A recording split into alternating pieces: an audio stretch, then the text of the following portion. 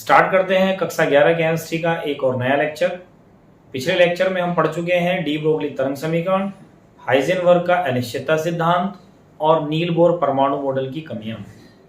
तो Niels Bohr परमाणु model में कमियां आने के बाद एक महान वैज्ञानिक जिनका नाम है इरविन श्रोडिंगर, उन्होंने अपना एक महत्वपूर्ण परमाणु मॉडल दिया जिसे हम क्वांटम यांत्रिकी मॉडल कहते हैं।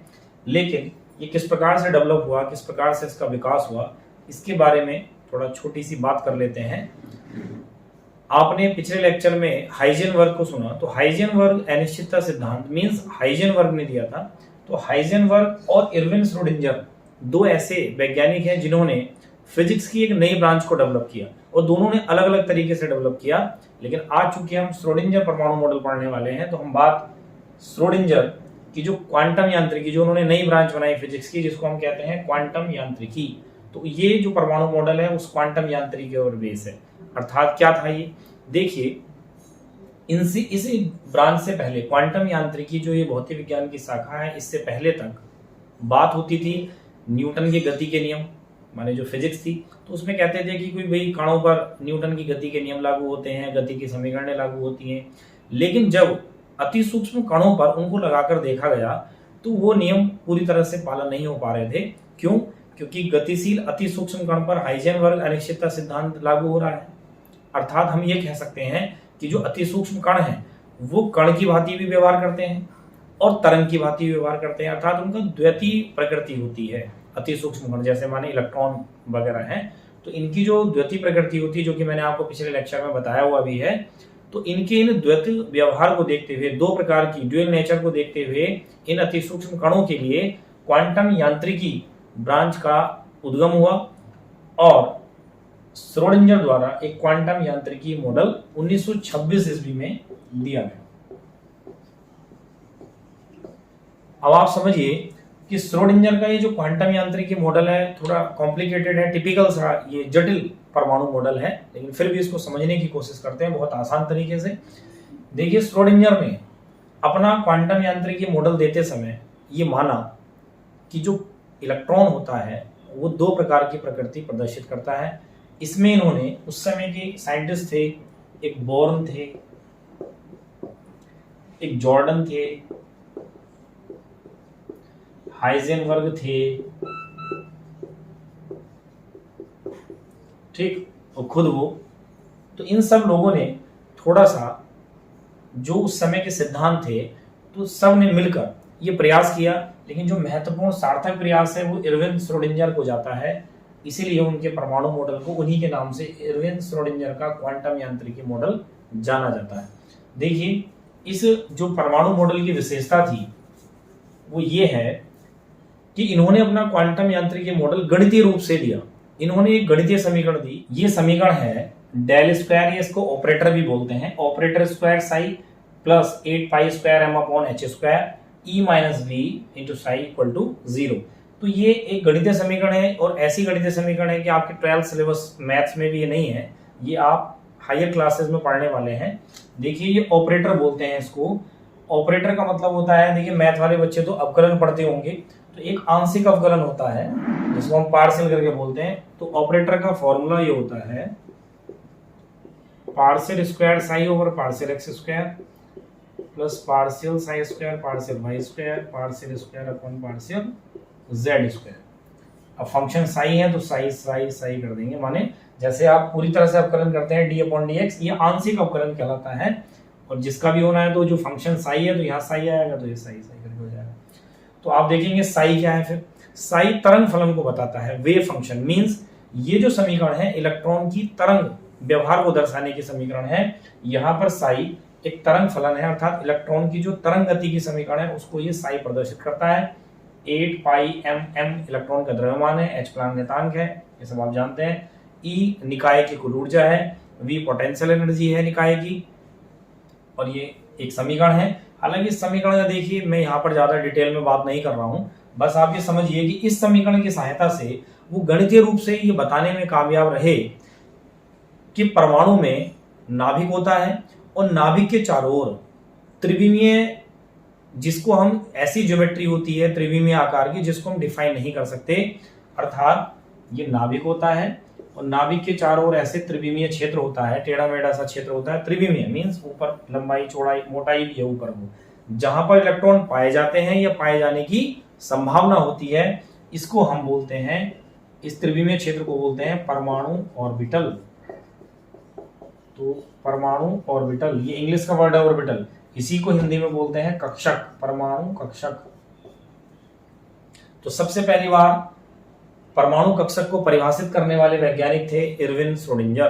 तो ये क्या कहते हैं, अपने परमाणु मॉडल के लिए ये गणितीय समीकरण देते हैं, और ये गणितीय समीकरण उच्च क्लासों में मैथ्स के स्टूडेंट तो इसको पढ़ लेंगे कि क्या है, कैसे सोल्व होता है ऑपरेटर।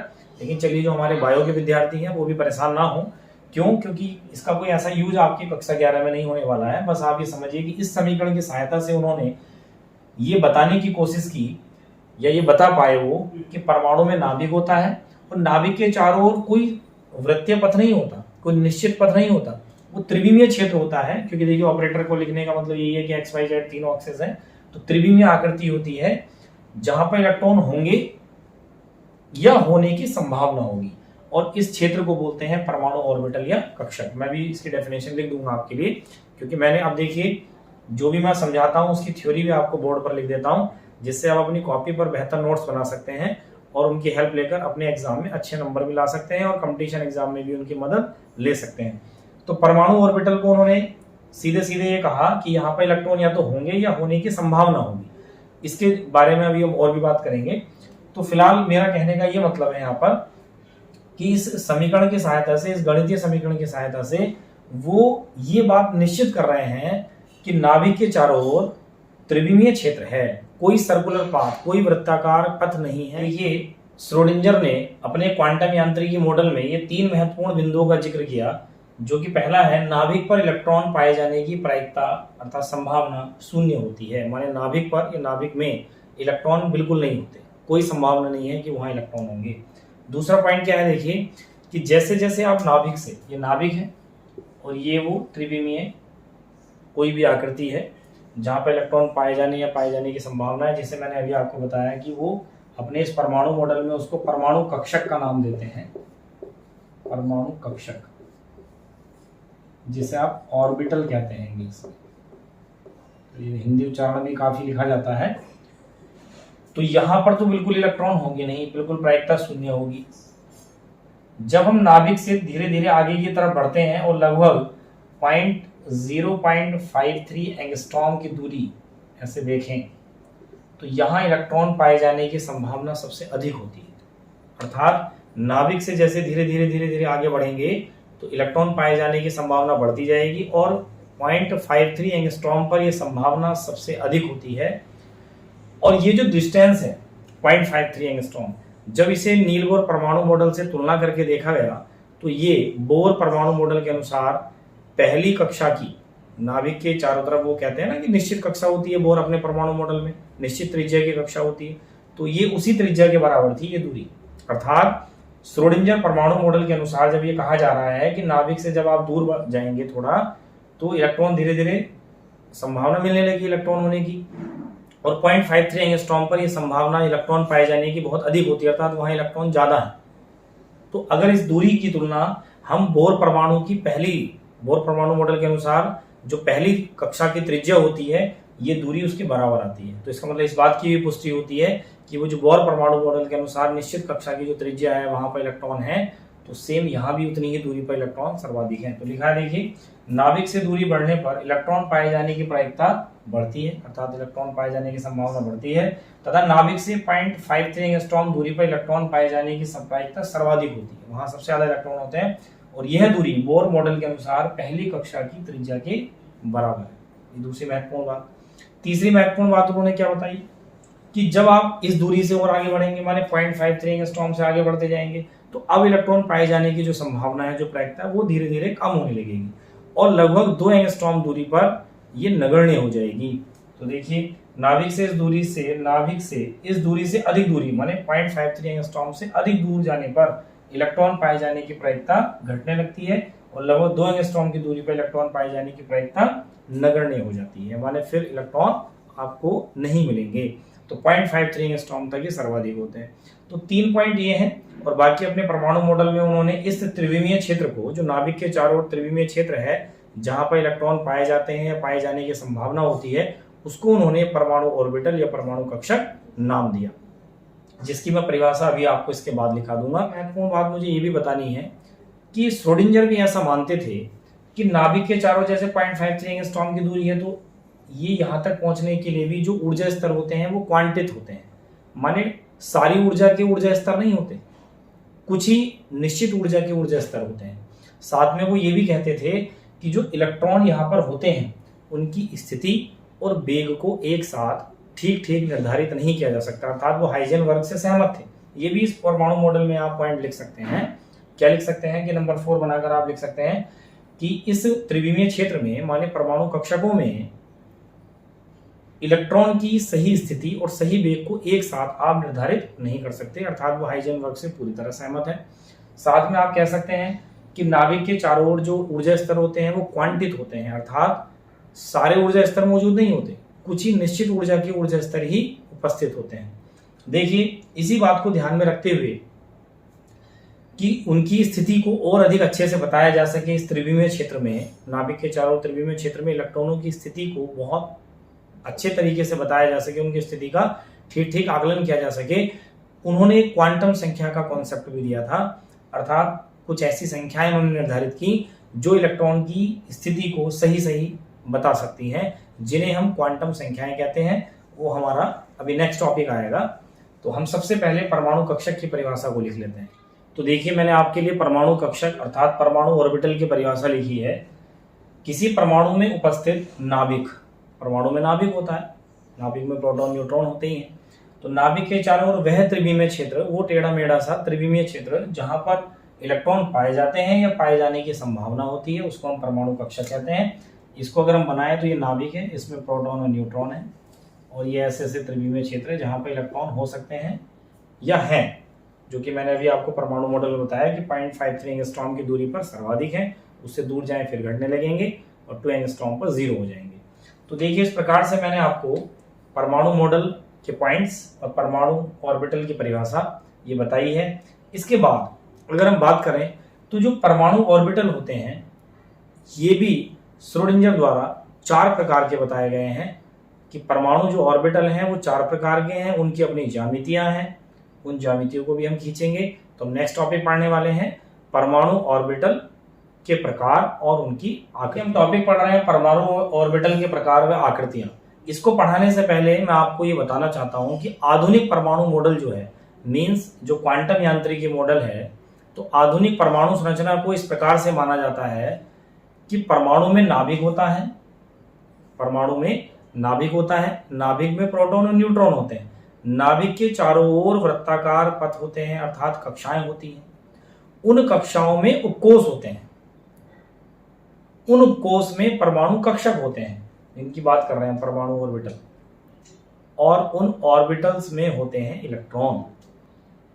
इसे आप ऐसे समझ सकते हैं कि ये नाभिक है जिसमें प्रोटॉन और न्यूट्रॉन है, ये वृत्ताकार कक्षाएं हैं इस प्रकार से, इन कक्षाओं के अंदर होते हैं उपकोष, मानिए कक्षा है, इन्हीं के अंदर होते हैं उपकोष, ऐसे लिख देता हूं मैं आपको समझाने के लिए, और इन उपकोष में होते हैं परमाणु कक्षक या ऑर्बिटल, और उनमें होते हैं एक्चुअल में इलेक्ट्रॉन। हर कक्षा में निश्चित उपकोष और निश्चित परमाणु कक्षक होते हैं, इसलिए निश्चित उनमें इलेक्ट्रॉन होते हैं। आपको समझ में आ रही होगी ना बात कि नाभिक के चारों ओर कक्षाएं हो गई, उन कक्षाओं के अंदर उपकोष हो गए, उपकोष के अंदर परमाणु कक्षक हो गए, माना ऑर्बिटल हो गए, और उनके अंदर इलेक्ट्रॉन होते हैं। तो इसलिए किसी भी कक्षा में निश्चित उपकोष, निश्चित परमाणु कक्षक और निश्चित इलेक्ट्रॉन होते हैं।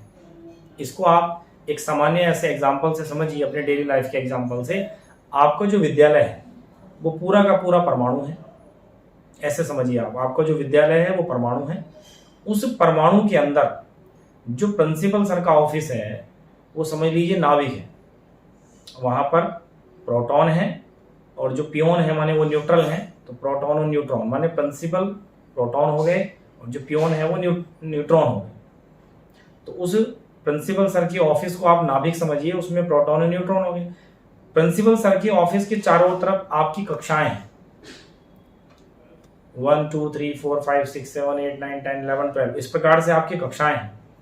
उन कक्षाओं में आपके बने हुए हैं सेक्शन ए बी करके, जैसे 11th A 11th B, 12th A 12th B। तो वो जो सेक्शन बने हैं, कहीं पर ज्यादा भी सेक्शन है, 11th A B C D। तो इस प्रकार से आपके सेक्शन के नाम क्या है, A B C D। यहाँ पर सेक्शन ना कहकर उनको क्या नाम दिया गया है, उपकोष, इंग्लिश में कहते हैं उनको सब सेल। तो यहाँ पर जो उपकोष के नाम है वो है SPDF। अब आपके जो सेक्शन होते हैं, सेक्शन के अंदर भी क्या होती हैं, बेंचेज होती हैं जिन पर आप बैठे हैं। तो बेंचेज होती हैं, तो यहां पर क्या है, वो बेंचेज के हम क्या कह रहे हैं, परमाणु कक्षक। और उन बेंचेज पर बैठते हैं आप, माने स्टूडेंट, वो हो गए इलेक्ट्रॉन। अर्थात यहां परमाणु कक्षकों में कौन बैठते हैं, इलेक्ट्रॉन। तो आप इसे ऐसे तुलनात्मक रूप से पढ़ सकते हैं कि पूरा परमाणु जो होता है वो हमारे विद्यालय के जैसा होता है, स्कूल जैसा होता है। उसी जैसे परमाणु में नाभिक होता है, स्कूल में ऐसे प्रिंसिपल सर का ऑफिस है, वहां पर प्रिंसिपल सर और पियोन। तो यहाँ पर नाभिक में प्रोटॉन और न्यूट्रॉन। स्कूल में जैसे प्रिंसिपल सर के ऑफिस के चारों तरफ कक्षाएं होती हैं, ऐसे यहाँ भी कक्षाएं होती हैं नाभिक के चारों ओर परमाणु में। जैसे कक्षाओं में वहां सेक्शन होते हैं ABCD, यहाँ पर सेक्शन को उपकोष बोलते हैं। अर्थात कक्षाओं में क्या होते हैं, उपकोष, जिन्हें आप क्या नाम देते हैं, S P D और F। आपके सेक्शन में बेंचेज पड़ी होती हैं, तो इन SPDF में होते हैं, इन चारों में होते हैं परमाणु कक्षक। उन बेंचेज पर जैसे आप बैठते हैं, माने स्टूडेंट बैठते हैं, ऐसे ही इन परमाणु कक्षकों में बैठे होते हैं इलेक्ट्रॉन। तो आप माने स्टूडेंट हो गए इलेक्ट्रॉन। तो इस प्रकार से आप आसानी से आधुनिक परमाणु संरचना को समझ पाएंगे। अर्थात परमाणु में नाभिक होता है, नाभिक में प्रोटॉन न्यूट्रॉन होते हैं, इस नाभिक के चारों वृत्ताकार कक्षाएं होती हैं, उन कक्षाओं में उपकोष होते हैं, उपकोष के अंदर परमाणु कक्षक होते हैं, परमाणु कक्षकों में इलेक्ट्रॉन होते हैं। अब वो कैसे कैसे क्या क्या होते हैं वो अभी हम देख रहे हैं। तो परमाणु ऑर्बिटल या हम उपकोषों के प्रकार कह सकते हैं, या उनकी आकृतियां। तो ये 4 प्रकार के हैं SPDF। हम एक एक करके इनकी आकृतियों को बनाते हैं और देखते हैं किसमें कितने इलेक्ट्रॉन अधिकतम संभव है। तो देखिए, सबसे पहले बात करते हैं S उपकोष की। S उपकोष, या इसको हम S ऑर्बिटल भी बोलेंगे। देखिए, इसकी जो आकृति होती है वो होती है गोलाकार। ये गोलाकार आकृति का होता है। बनती कैसे है गोलाकार, भाई S उपकोष है तो ये गोलाकार होगा, ये पहला है। तो इस प्रकार से इसकी आकृति होती है गोलाकार। इसको इधर बना देता हूं। ये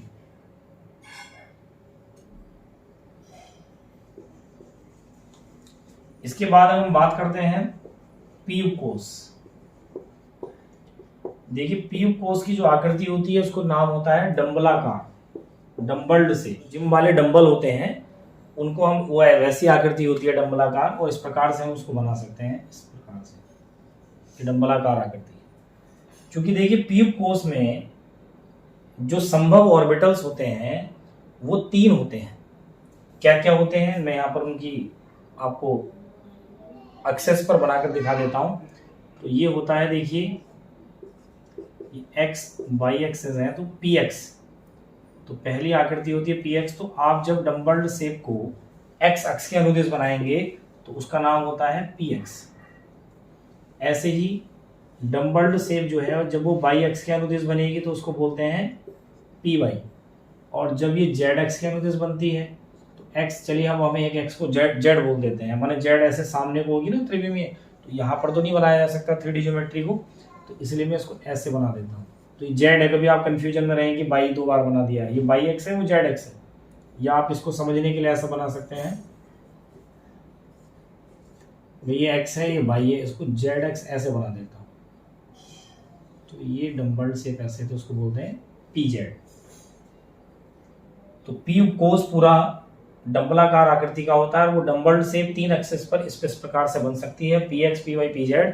माने हम कहते हैं कि P उपकोष में जो ऑर्बिटल होते हैं, जो परमाणु कक्षक होते हैं, वो 3 होते हैं। S उपकोष में केवल एक ही परमाणु कक्षक होता है, इसलिए हमने उसको गोलाकार ही बनाया है। ऐसे ही एक उपकोष होता है डी उपकोष। डी उपकोष, इसकी आकृति होती है द्विडंबलाकार, डबल डंबल्ड से, द्विडंबलाकार। और डबल डंबल्ड कैसे बनता है, यहां बना देता हूं मैं इसे इस प्रकार से। जैसे कोई फूल की आकृति होती है ना, इस प्रकार से, तो दो डंबल कनेक्ट कर देने हैं हमने, एक इधर से डंबल कनेक्ट है और इधर से। इस डी उपकोष में 5 ज्यामिति संभव है, अर्थात 5 परमाणु कक्षक संभव है, परमाणु ऑर्बिटल। तो उनकी अलग अलग आकृतियां खींच कर देख लेते हैं क्या होती है। तो देखिए मैं यहां बना दे रहा हूं XX बाई एक्स। जब डबल डंबल्ड शेप माने द्विडंबलाकार शेप x और बाई एक्स के बीच बनती है इस प्रकार से, तब इसको बोला जाता है DXY। यदि हम इसी आकृति को y और z एक्सिस पर बनाएं, ये x है, ये y है और ऐसे करके z है। जब इसको y और z के बीच बनाएंगे तो देखिए बनाने में थोड़ा सा डिफिकल्टी आएगी, तो इसको आसानी हो जाए बनाने के लिए तो एक काम करते हैं, ये मैं x ना मान के इसको z ही मान लेता हूँ। तो इस प्रकार से बना देता हूँ, y और z के बीच बन रहा है, तो इसलिए हम इसको बोल रहे हैं DYZ। ऐसे ही x और अब की बारी से z एज्यूम कर लेते हैं। जब x और z एक्सिस के बीच बनेगा तो इसको थोड़ा ठीक से बनाना, डंबल्ड शेप है देखिए, तो इसको बोला जाता है DZX। 3 ज्यामिति तो ये हो गई। चौथी होती है x और y के बीच, उसको बनाते हैं, इसका नाम है DX² - y²। तो देखिए XY थी वो x² - y² है, माने अब यहाँ x और y के बीच में बना था, यहाँ x² - y² में x एक्सिस और y एक्सिस के ऊपर बनता है, डबल डंबल द्विडंबलाकार आकृति इस प्रकार से। और एक और होती है DZ², तो इसको x और इसको ZX बोल देते हैं। अब की बार देखिए इस प्रकार से थोड़ा सा अलग टाइप से डबल डंबल बन रहा है, इस प्रकार से आकृति होती है।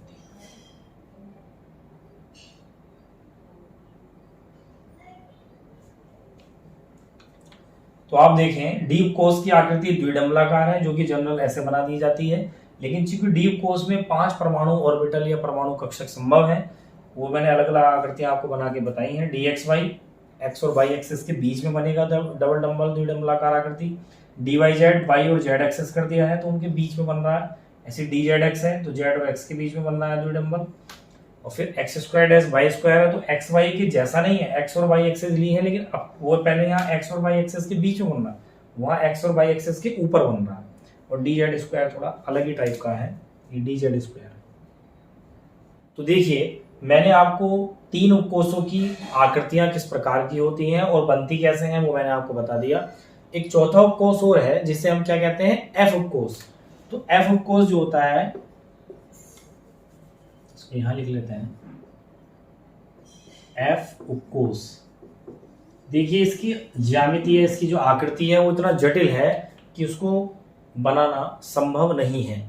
तो इसलिए हम F उपकोष को, जैसे हमने डबल डंबल्ड या डंबलाकार बना दी, तो इस प्रकार से उसकी ज्यामिति खींच पाना संभव नहीं है। और वैसे हम देखें SPDF में भी जो आकृतियां हमने खींची हैं, तो इस प्रकार से अगर हम इलेक्ट्रॉनों को इनमें दर्शाने लग जाएंगे तो हमें बहुत कठिनाई हो सकती है।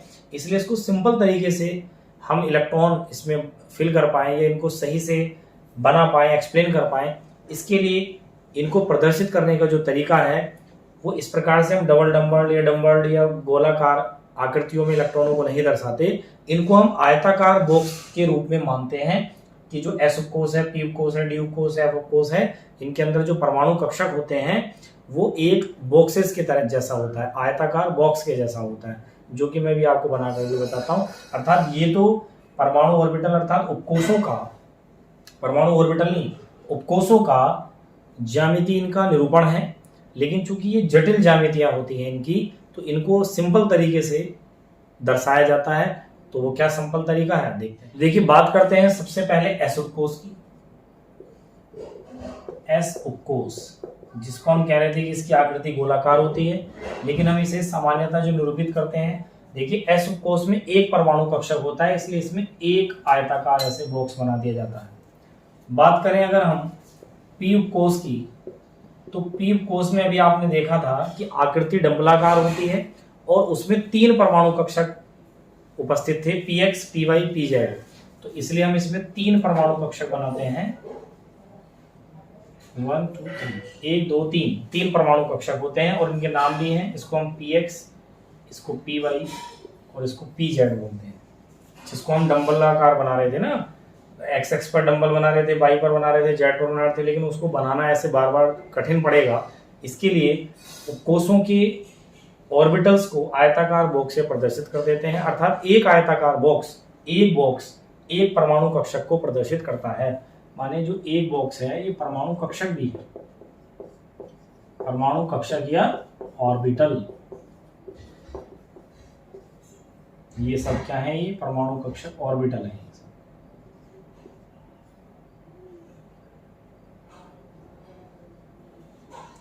इसी प्रकार से बात हो रही थी डी उपकोष की।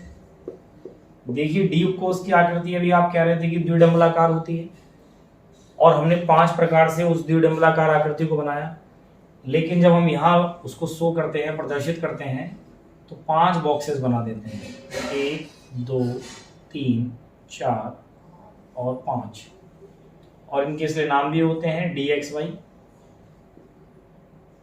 इसको बोलते हैं dyz, dzx, dx square dash y square और लास्ट वाले का है dz स्क्वायर। ये तो हमने प्रदर्शित किए थे उनको बनाते समय, लेकिन वो कितना जटिल हो रहा था बनाना, तो इसलिए इनको हम आयताकार बॉक्स से बनाते हैं। अर्थात डी उपकोष में 5 परमाणु कक्षक, 5 परमाणु ऑर्बिटल होते हैं।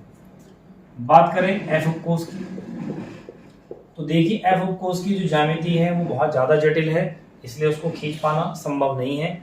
लेकिन एफ उपकोष में 7 परमाणु कक्षक होते हैं, इसलिए हम इसे 7 आयताकार बॉक्सेस बनाते हैं, 1 2 3 4 5 6 और 7। इन जब हम ज्यामिति बनाना संभव नहीं तो इसलिए इनके कोई नाम भी नहीं है। ऐसे इन दोनों में नाम संभव है, एस में भी हम उसे कोई ज्यामिति के हिसाब से नाम नहीं देते हैं।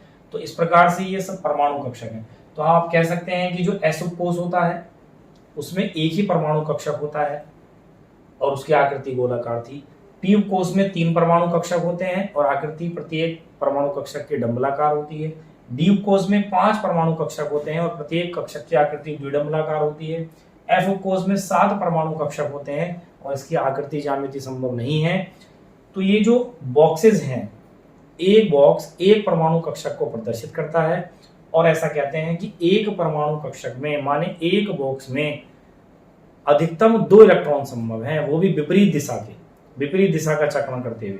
अर्थात इसमें 2 इलेक्ट्रॉन संभव हैं, एक इस प्रकार से और एक इस प्रकार से। ऐसे ही इन वालों में देखिए, अभी मैं सब में पहले एक एक भर रहा हूं, इसके पीछे भी नियम इस प्रकार से ऐसे इनमें प्रदर्शित कर सकते हैं आप इलेक्ट्रॉन। तो एक परमाणु कक्षक में माने एक बॉक्स में विपरीत दिशा के अधिकतम 2 इलेक्ट्रॉन संभव है। एक क्लॉकवाइज रोटेशन करता हुआ, माने घड़ी की सुई की दिशा में दक्षिणावर्त घूर्णन करता हुआ, और एक वामावर्त घूर्णन करता हुआ एंटी क्लॉकवाइज। इसमें अगर हम इलेक्ट्रॉन प्रदर्शित करें, देखिए पहले ना इनको इलेक्ट्रॉनों को जब इसमें भरा जाता है तो एक एक इलेक्ट्रॉन सबको दिया जाता है। ये हुंड का नियम है एक्चुअल में, ये आगे आएगा। तो इस प्रकार से आप देखेंगे तो एक परमाणु कक्षक में विपरीत दिशा के अधिकतम 2 इलेक्ट्रॉन संभव है, इसलिए हम कह देते हैं कि एस उपकोष में जो अधिकतम इलेक्ट्रॉन संभव होते हैं वो कितने होते हैं, 2। तो इलेक्ट्रॉनों की संख्या इनके ऊपर लिख दी जाती है उपकोष के। पी में अधिकतम कितने इलेक्ट्रॉन संभव है, 6, और डी में कितने संभव है, 10, और एफ में कितने संभव है, 14।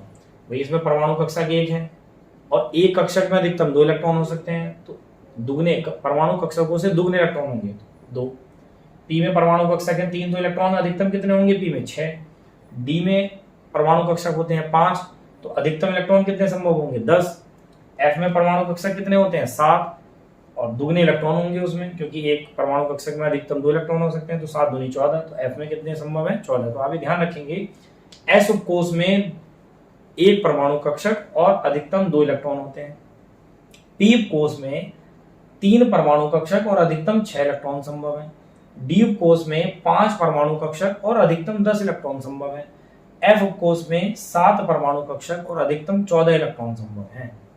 इस प्रकार से जैसे आपकी कक्षा में है ना, कक्षा में उपकोष है, सेक्शन में बेंचेज हैं और उन बेंचेज पर फिक्स है कि इतने ही इलेक्ट्रॉन बैठेंगे, माने इतने ही बच्चे बैठेंगे। तो ऐसे ही यहाँ पर भी फिक्स है कि ये परमाणु कक्षक में अधिकतम 2 इलेक्ट्रॉन होंगे और किस उपकोष में कितने परमाणु कक्षक होते हैं ये भी फिक्स है। एस में 1 है, पी में 3 है, डी में 5 है और एफ में 7 परमाणु कक्षक होते हैं। इस प्रकार से आपको ये ध्यान रखना पड़ेगा, क्योंकि जब हम अभी इलेक्ट्रॉनिक विन्यास करेंगे जो कक्षा 10 में हम कैसे करते थे, 2 8 18 वाले तरीके से, बोरबरी नियम से, लेकिन अब हम यहाँ पर इलेक्ट्रॉनिक विन्यास कोष और उपकोष दोनों में करेंगे, कक्षा और उपकोष दोनों में करेंगे। तो आज आपको मैंने परमाणु कक्षक, उपकोष, कक्षा, इनके प्रकार, इनकी ज्यामितियां, इन सब चीजों के बारे में बताया है। तो आपको निश्चित ही ये समझ में आया होगा। मैंने आपको परमाणु के अंदर नाभिक और नाभिक के चारों ओर कक्षाएं, कक्षाओं में उपकोष, उपकोष में परमाणु कक्षक और एक्चुअल में परमाणु कक्षक में है इलेक्ट्रॉन और किस परमाणु कक्षक में कितने इलेक्ट्रॉन, अर्थात किस उपकोष में कितने इलेक्ट्रॉन, ये सब बातें मैंने आपको बताई हैं। और निश्चित ही आपको समझ में आया होगा कि आधुनिक परमाणु संरचना के अनुसार परमाणु किस तरह का होता है, क्योंकि मैंने आपको स्कूल वाले एग्जाम्पल से भी बताया। और अच्छे तरीके से अगर आपको लगता है कि आपको इससे अच्छे तरीके से आता है या इसको रिवाइज करने पर आप और अच्छे तरीके से इसको समझ सकते हैं, तो कमेंट में मुझे भी लिखकर बताएं कि आप परमाणु संरचना को किस प्रकार से समझ पाए हैं। तो आप बहुत आसानी से समझिए कि हमने जहां से डाल्टन के परमाणुवाद सिद्धांत से परमाणु को पढ़ना स्टार्ट किया और आज के लेक्चर तक हम आधुनिक परमाणु संरचना तक पहुंचे हैं, तो देखिए बीच में कितने कितने सारे वैज्ञानिकों ने कितने सारे सिद्धांतों को पढ़ा, उसके आधार पर अपने परमाणु मॉडल दिए। परमाणु संरचना को बहुत सारे वैज्ञानिकों का योगदान है समझने के लिए। तो आधुनिक परमाणु संरचना माने जो आज हम पढ़ते हैं, तो सीधे सीधे माइंड में क्लियर आपके होना चाहिए कि जो आप जिससे बने हैं, जो मूल कण है वो परमाणु है। परमाणु के अंदर नाभिक है, नाभिक में प्रोटॉन और न्यूट्रॉन है, नाभिक के चारों ओर वृत्ताकार कक्षाएं हैं, उन कक्षाओं में उपकोष हैं, उपकोष में परमाणु कक्षक हैं माने ऑर्बिटल हैं, उनमें इलेक्ट्रॉन है। इस प्रकार की परमाणु संरचना आधुनिक मानी जाती है। इसके बाद देखिए 2 बातें बहुत आई हैं, एक तो कक्षा जो पहले आ गई थी और आज एक नया शब्द आया है परमाणु कक्षक अर्थात ऑर्बिटल।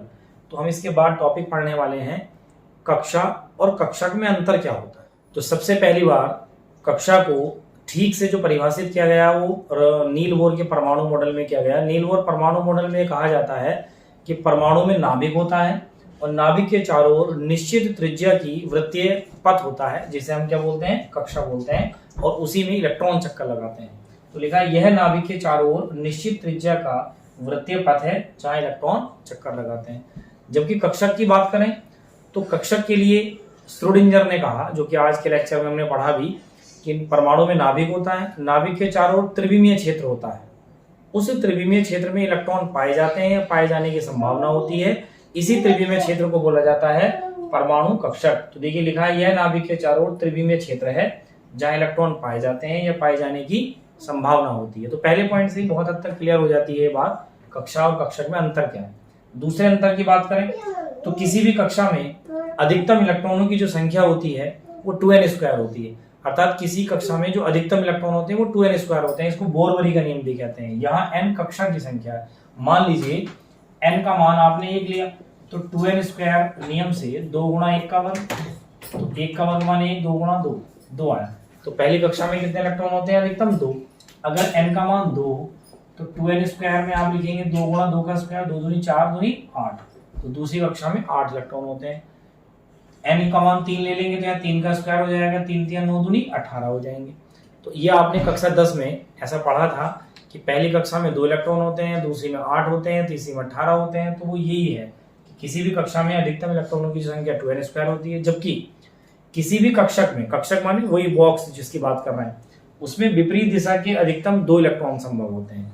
एक हम ऊपर को दिशा लगाते हैं, नीचे को, माने ऊपर को लगा रहे हैं कि इसका मतलब दक्षिणावर्त घूम रहा है इलेक्ट्रॉन क्लॉकवाइज, और अगर नीचे दिशा लगा रहे हैं इसका मतलब वो घड़ी की विपरीत दिशा में एंटी क्लॉकवाइज घूम रहा है, माने वामावर्त दिशा में चक्कर करता है। तो इसलिए किसी भी कक्षक में विपरीत दिशा के 2 ही इलेक्ट्रॉन संभव होते हैं। अगर हम तीसरे पॉइंट की बात करें तो जो कक्षा में इलेक्ट्रॉन जब घूमता है तो वो हाइजेनबर्ग अनिश्चितता सिद्धांत के विरुद्ध है, मींस हाइजेनबर्ग अनिश्चितता सिद्धांत का पालन नहीं करता है कक्षा में घूमने वाला इलेक्ट्रॉन, जबकि ऑर्बिटल में जो इलेक्ट्रॉन होते हैं वो हाइजेनबर्ग अनिश्चितता सिद्धांत का पालन करता है।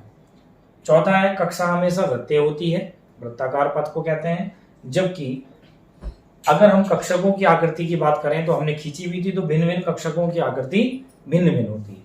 तो इस प्रकार से कक्षा और कक्षक में ये मैंने आपको अंतर बताए हैं, आपको निश्चित ही समझ में आए होंगे। तो देखिए आज के इस महत्वपूर्ण लेक्चर में हमने श्रोडिंगर का जो क्वांटम यांत्रिकी मॉडल है उसको पढ़ा। उसके अनुसार एक नया शब्द आपने सुना कि नाभिक के चारों परमाणु कक्षक होते हैं, लेकिन फिर हमने आधुनिक परमाणु संरचना पढ़ी जो कि मैंने आज आपको इस लेक्चर में बहुत डिटेल में बताई है। इन सब टॉपिकों को आप समझने के साथ साथ अपनी कॉपी पर भी नोट करते रहें, जिससे हमारे पास एक अच्छे से नोट्स तैयार हो जाएं और हम इस वीडियो को बार बार देखकर रिवीजन करते रहें। किसी को किसी भी टॉपिक में कोई समस्या आती है तो आप कमेंट के माध्यम से मेरे पास तक पहुंचाते रहें। नेक्स्ट लेक्चर में हम इससे आगे क्वांटम संख्या जैसे महत्वपूर्ण टॉपिक को पढ़ेंगे।